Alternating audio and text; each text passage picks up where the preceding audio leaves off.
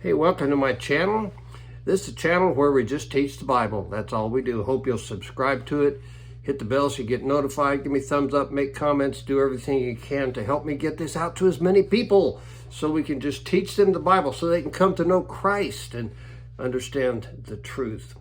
I remember some television video of Saddam Hussein being hanged for the crimes he committed against his people. Hanged from the neck until dead. It seemed appropriate for justice, seemed appropriate for man's justice.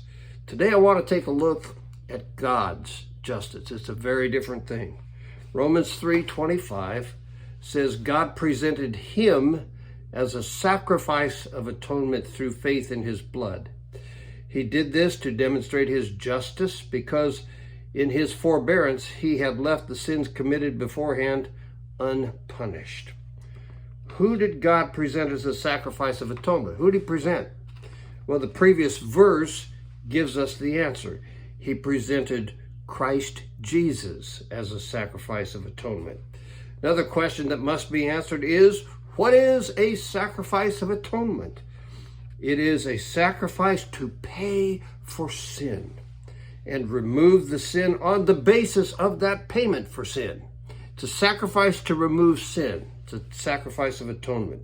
God presented his Son, Jesus Christ, as the payment for sin. That's why Jesus died on the cross. Now, we access that payment when we come to Christ in faith, when we become believing people. We trust Christ's payment in blood to remove our sin. We trust him. We trust what Jesus did at the cross. Why did God do this?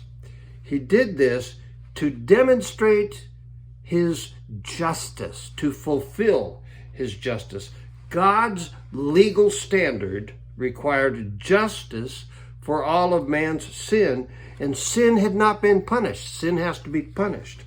God's justice said sin must be paid for with death. Sin is a capital punishment offense, and under God's standard it will be paid for.